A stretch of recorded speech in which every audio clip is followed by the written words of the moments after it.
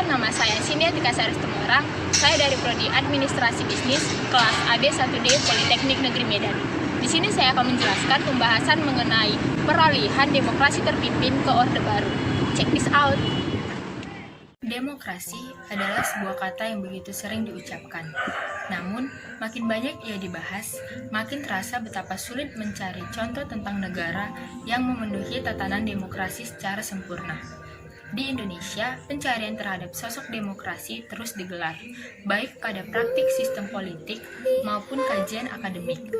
Perkembangan pelaksanaan demokrasi juga mengalami pasang surut yang dimulai pada pelaksanaan demokrasi masa revolusi kemerdekaan dengan sistem presidensial, di mana presiden sebagai kepala negara sekaligus kepala pemerintahan yang dimulai pada tanggal 22 Agustus 1945. Peralihan kekuasaan demokrasi terpimpin ke Orde Baru. Pada periode ini, sistem demokrasi Indonesia lebih dikenal dengan sebutan demokrasi terpimpin.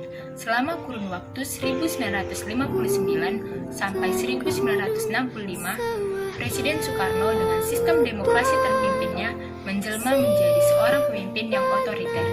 Ciri-ciri demokrasi ini adalah dominasi politik presiden dan berkembangnya pengaruh komunis dan peranan tentara ABRI dalam panggung politik nasional, dan juga pengetatan berita-berita di media pada waktu itu.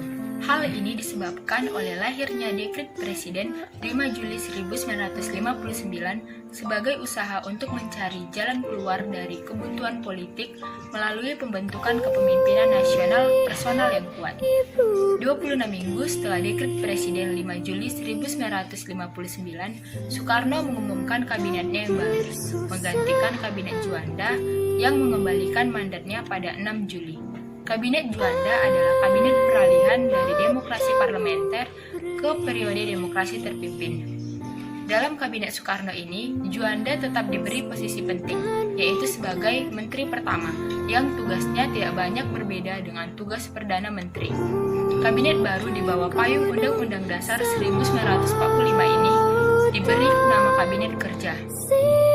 Kabinet inilah yang nantinya bertugas melaksanakan gagasan Soekarno dalam bentuk demokrasi terpimpin. Dalam demokrasi terpimpin, walaupun di dalam Undang-Undang Dasar 1945 memberi peluang presiden untuk memimpin pemerintahan selama 5 tahun, namun dalam ketetapan MPRS nomor 3 1963 mengangkat Insinyur Soekarno sebagai presiden seumur hidup. Dengan lahirnya ketetapan MPRS ini, secara otomatis telah membatalkan pembatasan waktu 5 tahun sebagaimana ketetapan Undang-Undang Dasar 1945.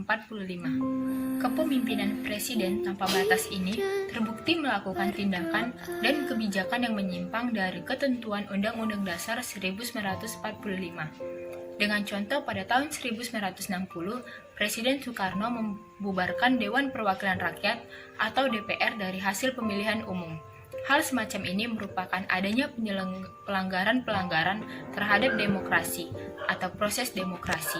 Padahal, dalam penjelasan Undang-Undang Dasar 1945 secara eksplisit ditentukan bahwa Presiden tidak memiliki wewenang untuk berbuat demikian. Dengan kata lain, sejak diberlakukannya Dekret Presiden 1959, telah terjadi penyimpangan konstitusi oleh Presiden. Soekarno juga makin agresif terhadap lawan-lawan politiknya, menanggalkan citranya sendiri sebagai Soekarno sang penyatu.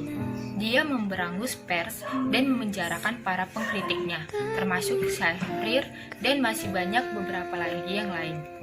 Banyak partai politik yang dibukukan oleh Soekarno, dan banyak surat kabar yang dilarang terbit saat itu. Demokrasi terpimpin dalam model Soekarno adalah pengingkaran terhadap nilai-nilai demokrasi, yakni lahirnya absolutisme dan terpusatnya kekuasaan pada diri pemimpin. Dan pada saat yang sama, hilangnya kontrol sosial, keseimbangan di antara legislatif terhadap eksekutif. Partai-partai yang marak pada era demokrasi liberal secara praktis lemah dan tak berdaya, kecuali PKI yang dapat memperluas pengaruhnya dengan berlindung di bawah kekuasaan Soekarno. Sementara Angkatan Darat dapat memperluas peran dan kekuasaan politiknya. Dalam kehidupan politik, Partai Komunis Indonesia atau PKI sangatlah menonjol. Berdasar pada Dekret Presiden 5 Juli sebagai sumber hukum didirikannya banyak badan ekstra konstitusional seperti Front Nasional yang digunakan oleh PKI sebagai kegiatan wadah politik. Front Nasional telah dimanipulasi oleh PKI untuk menjadi bagian strategi taktik komunisme internasional yang menggariskan pembentukan Front Nasional sebagai persiapan ke arah terbentuknya demokrasi rakyat. Strategi politik PKI untuk mendulang keuntungan dari karisma kepemimpinan Presiden Soekarno dengan cara mendukung pemberendelan pers dan partai politik, misalnya Masyumi, yang dinilai tidak sejalan dengan kebijakan pemerintahan. Dalam perkembangannya, rezim demokrasi terpimpin yang kemudian disebut Orde Lama ternyata tak mampu bertahan dari goncangan yang disebabkan oleh maraknya konflik politik di tingkat elit, yaitu antara Presiden Soekarno, Angkatan Darat, dan PKI yang saling bersaing. Soekarno bertindak sebagai penyeimbang antara dua kekuatan lainnya.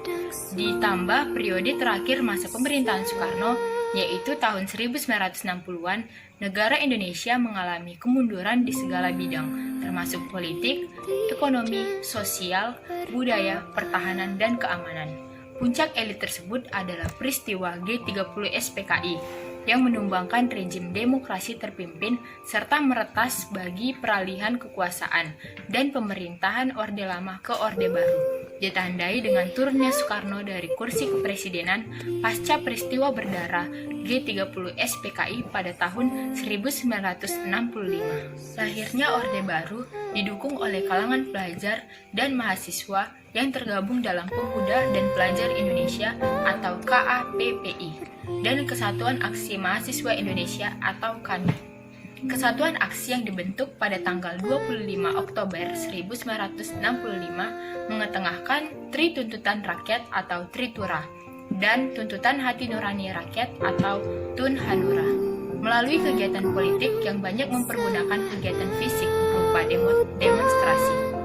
Karena desakan-desakan tersebut, akhirnya Soekarno mengeluarkan Surat Perintah 11 Maret atau Super Semar pada tahun 1966 yang ditujukan kepada Soeharto untuk pertama, mengambil segala tindakan yang dianggap perlu untuk terjaminnya keamanan, ketenangan, serta kestabilan jalannya pemerintahan dan jalannya revolusi, serta menjamin keselamatan pribadi dan kewibawaan pemimpin atau presiden atau panglima tertinggi atau pemimpin revolusi atau mandataris MPRS demi untuk keutuhan bangsa dan negara Republik Indonesia, dan melaksanakan dengan pasti segala ajaran pemimpin besar revolusi.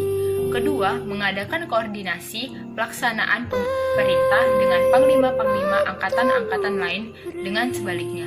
Ketiga, supaya melaporkan segala sesuatu yang bersangkut paut dalam tugas dan tanggung jawabnya seperti tersebut di atas. Surat perintah tersebut telah menjadi alat legitimasi yang sangat efektif khususnya bagi Angkatan Darat untuk melangkah lebih jauh dalam panggung politik yang dipimpin oleh Soeharto. Terlebih lagi, setelah bulan Juni 1966, DPR-GR mengeluarkan sebuah memorandum yang memuat usul tentang sumber tertib hukum, tata urutan perundang-undangan, dan skema susunan kekuasaan menurut Undang-Undang Dasar 1945. Memorandum ini khusus mengenai sumber tertib hukum dan tata urutan perundang-undangan diterima dalam sidang umum MPRS 9 yang berlangsung bulan Juli 1966 dan dijadikan lampiran otentik ketetapan MPRS nomor 20 MPRS 1966. Dengan diterimanya memorandum ini, maka kedudukan Soeharto sebagai tokoh utama dalam pemerintahan semakin kuat, karena dalam memorandum ini disebutkan Super Semar sebagai dasar hukum bagi lahirnya Orde Baru di bawah pimpinan Soeharto. Sekian penjelasan saya, sampai jumpa.